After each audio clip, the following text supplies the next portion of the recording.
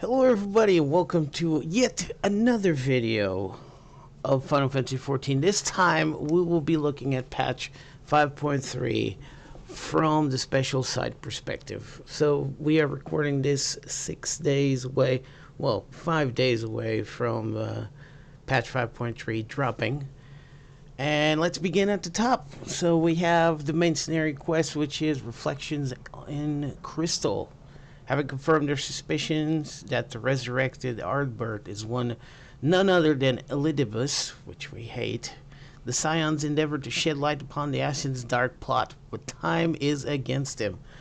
For the hour of their departure or demise fast approaches.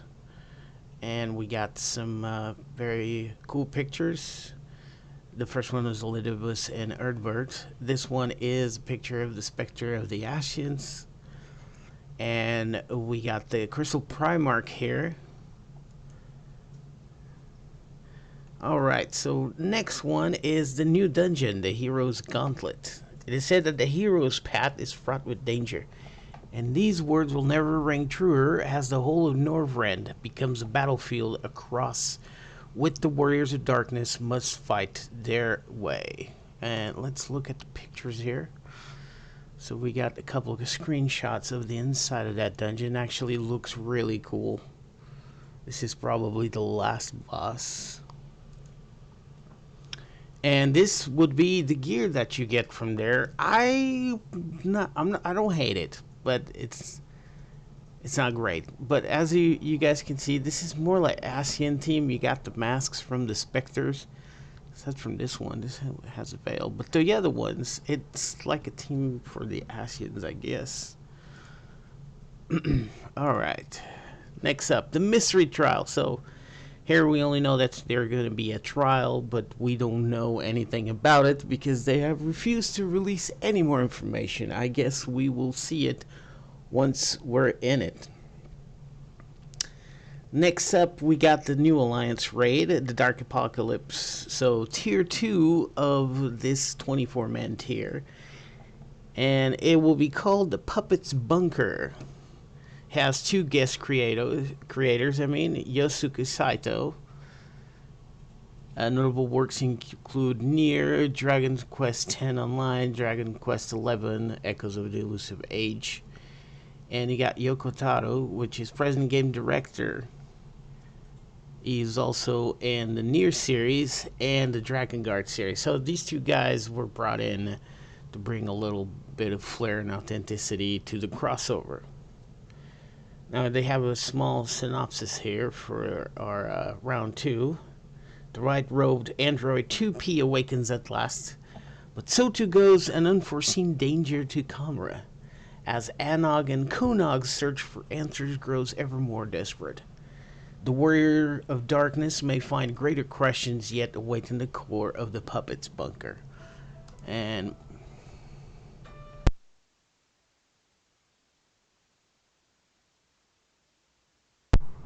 we got some screenshots here. So we got androids in there seem to be facing 2P. I'm not sure if this should be like a boss fight. This looks like Tamra in the festive, not Tamra, you know, the settlement southeast from there. And this is definitely inside, or I hope it is inside the raid. And this is one of the bosses, because this is a screenshot actually taken from the trailer, where we actually see all of this in movement, and I like it. Kind of reminds me a little bit of TG said on the Arbonne Monastery. One of them fights that everybody's around the boss. Now we got the Resistance Weapons quest, which is basically the next tier for your Relic quest, coming on patch 5.35. It'll be called Save the Queen, Blades of Gunhilder. The illustrious guard of Queen Gunhilder has been born anew, their presence fanning the flames of rebellion. Morale within the Bajan resistance has never been higher, and now they would begin their push to reclaim Baja in earnest. So we had information about this. this is probably a gear that we're looking at that we're going to be acquiring. It doesn't look bad. I hope it's dyeable though. Like the hat. The hat's cool. Okay, and then new battlefield, which is also coming out in patch 5.35, the Bajan Southern Front. When the Empire first invaded Baja, Alamuk Fortress was erected in southern Baja, the location chosen for its natural defenses. Alas, the seemingly impregnable stronghold fell, and has since been unknown under the Garlean name Castrum Lacus Latori. Emboldened by the rebirth of Gunilder's blades, the Bajan resistance has begun Operation Eagle's Nest in a bid to regain this most necessary foothold in the southern front. So that's probably the fortress in the background. This is going to be a little bit like Eureka. And when I say a little bit, it's going to be a lot. I mean, more details sure to follow. We will get into this when we're going over the patch notes. But for now, just rest in the knowledge, and I'm pretty sure that 90% of you know this already, that we are looking at an Eureka 2.0, which will be called the Bajan Front. But you know what I'm saying, for reference. And this would be the Chronicles of a New Era, the Sorrow of Wurlit. This will be coming out in patch 5.3, so at launch 5 days from now. The uneasy alliance forged with Gaius Belsar has paved the way to victory over the Ruby weapon. Armed with the knowledge of the location of the outpost whence it came, the time has come to confront the Empire and bring a swift end to the diabolic weapon project. So this is the next stage on the trial storyline. We've killed the Ruby weapon, and now it's time to destroy the diamond weapon. I mean, I assume this is the diamond weapon. Yeah. And the Sword of Wurlit, so the storyline carries on. Now let's, oh crap, hold on.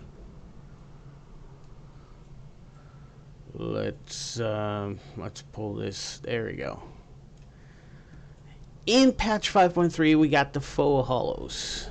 The first primal to be synced up to level 80 will be Shiva, the Ak-Afa Amphitheater.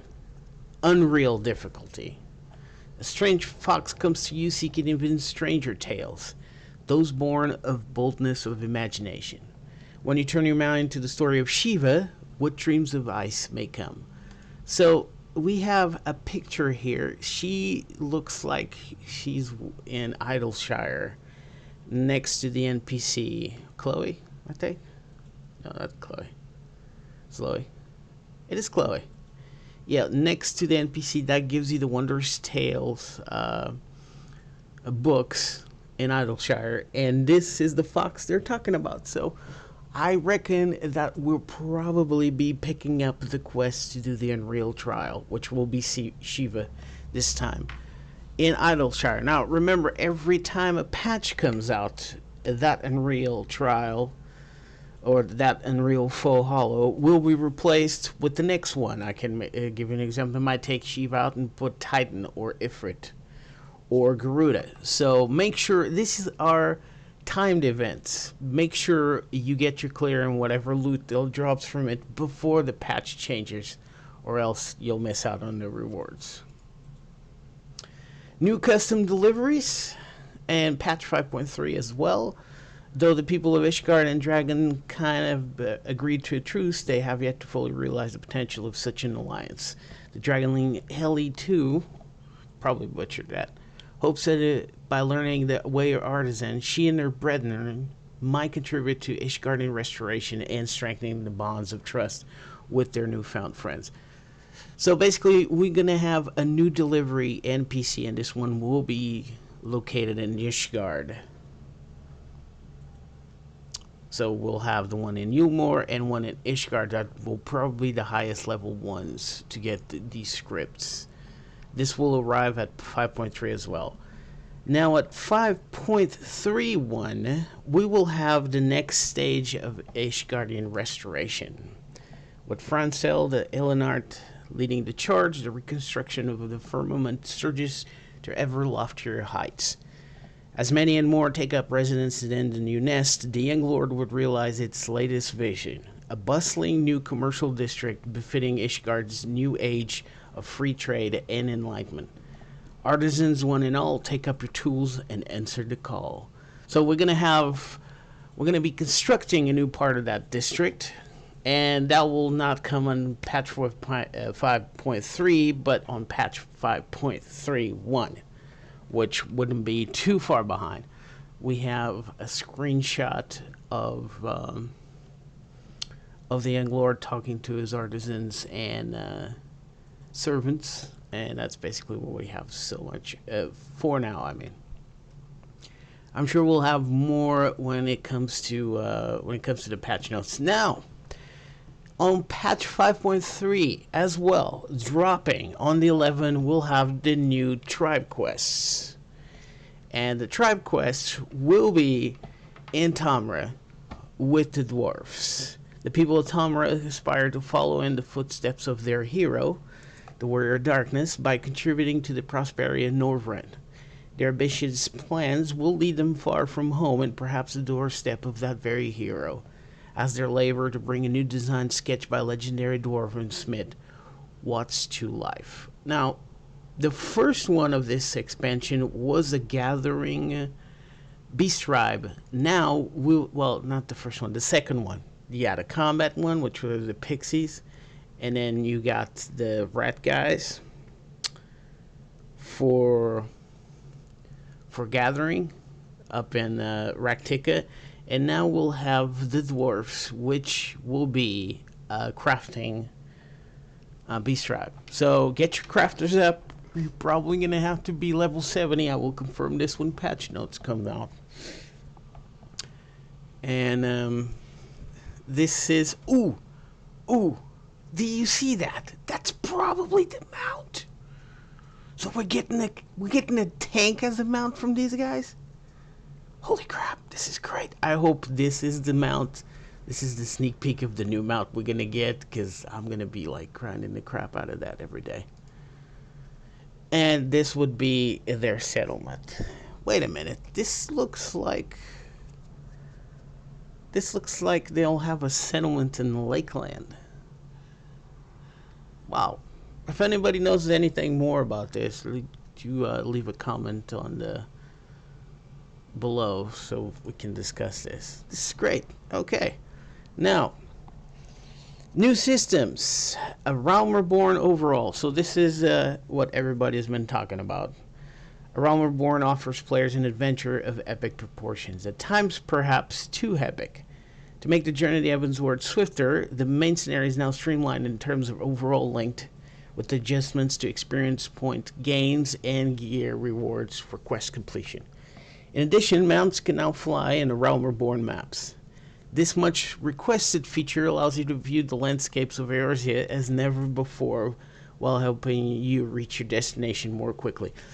So basically, they're going to make the main quest line, I'm going to say, shorter, with adjusting their EXP points in order to get more for less. And you're also going to be able to fly, hence those adjustments to those certain main story quests that we talked about on the previous video. And there it is. If you had any doubts, there's the confirmation. We got a Mikoti, a Rotgar, and Lalafell flying over in the Limsa area. So it's confirmed we will have flying on Realm Reborn. Now remember that your quest, My Little Chocobo, is very important. Remember to do that as quickly as you can. Now arriving in patch 5.3 and 5.35, New Game Plus. As of patch 5.3, job quests are available in New Game Plus, allowing you to retrace your path to mastering your chosen profession. Patch 5.35 brings it with quests from a Realm Reborn that you may relive the beginnings of your journey as Warrior of Light. So to sum up, On 3.5, you will have the ability to do NG plus with your job quests. You know, if you started as a gladiator, you can go back and do all of that since level 5 all the way to level 80 now. That is true for the other video, for the other videos, for the other jobs. And patch 5.35 we'll get the NG plus for Realm Reborn. So the relic weapon and the NG plus for Realm Reborn will drop at the same time. For now on 5.3, we'll just have to settle with the job quests, which is awesome because you can go back and reminisce of all the story arcs that you did on your preferred job. It's great. Also, coming up with patch 5.3, we have the trial synthesis, offering a means to test your crafting skills without expending precious resources. Both new crafters seeking to hone their processes and veterans experimenting with tricky recipes are sure to find it a boon.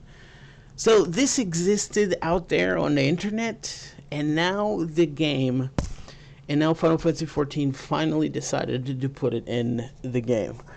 And there is not much to explain that the name doesn't say it yet. It basically gives you a chance to practice all of the rotations, any ideas that you have to achieve high quality with normal quality materials for a recipe that you really can't afford to be destroying mats for. It is now in-game, which is amazing. So instead of doing your theory crafting outside of the game, you can do it inside as far as crafting goes. This is good. This is good.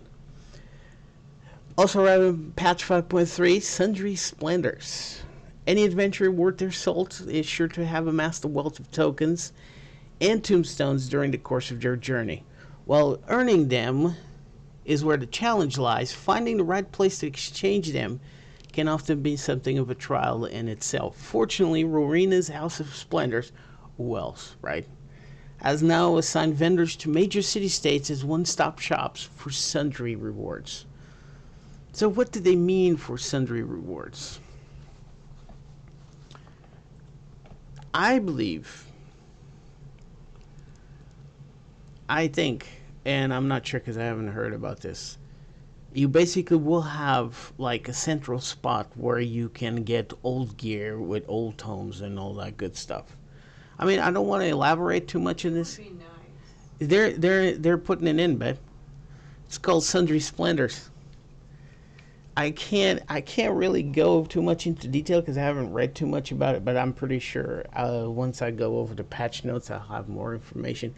But if this is what I think it is, this is going to be awesome. Because you're always like trying to find where you can trade what to get, you know, old stuff or like a glamour that you have in mind. And this is going to blow it out of the water.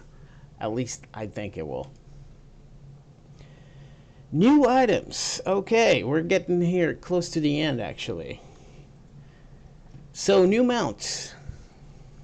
And this is a real one. Okay, this is a real one. It's a new mount that we are getting. Not to mention the mount from the Beast Tribe. Oh, babe, the mount from the Beast Tribe might be a tank. I saw that. Did you see that? Be it by land, sky, or sea, these new mounts will take you where you need to go. So it's not a singular mount. This is basically just an example of the new mounts coming in. New minions as well. Be the envy of your fellow adventurers with these adorable wind-up toys. So we got this picture right here of one, and we got a second one, which is a dwarf. You can get a Lalafell as a minion. This is Inception. This is Lalaception. Lolception. Thank you. So we will be able to do Lolception. So what I advise you people to do is turn into Lalafell, get this minion, and get it to follow you. Anyone asks, it's your spouse. For you lonely people out there. Anyways, moving on. And we got new emotes. It looks like a new dance. Oh, I forget which dance, that Russian dance, but it's not just these two. I think the guy in the back is also doing something new that we haven't seen before. So basically, to sum up, we'll have new mounts, which new mounts, new minions, and new emotes. And we already know about the emotes. We're also going to have another set of new emotes with the Moonfire Fair coming in on the 12th, a day after the patch. And I believe, ladies and gentlemen, there is a lot of artwork here. If you... That is it. So, to sum up, you got Masonry quests, new dungeon, new trial, new alliance raids, new Chronicles of a New Era, Faux Hollows, the Akafa Amphitheater, so Shiva Unreal, new custom deliveries, a new beast tribe, the dwarves, the relic weapon, a new battlefield which is connected to the relic weapon like Eureka 2.0, Ishgard and restoration updates, with the next tier coming out, and oh, they already talked about the deliveries. Sky Steel tool updates, so we'll have probably a next tier. Realm Reborn area improvements, the flying, the streamlining, the EXP adjustments. Trial synthesis, which you basically can try to craft anything that you need without spending any resources, so you can fine tune your rotation and you don't have any wasted or broken resources to while you're trying to get into those new tier items. A new game plus update, so we got the job quests on 5.3, and we'll have the actual Realm Reborn MSQ being implemented as an NG plus on 5.35, and you got the sundry splendors plus the mounts and the emotes and the minions. And this is all the information we have on the special site for now. Remember, we are 5 days away from the patch dropping. And thank you so much for sticking out with me on this overview of patch 5.3 through the special site. Thank you so much for watching, and until the next one, peace out.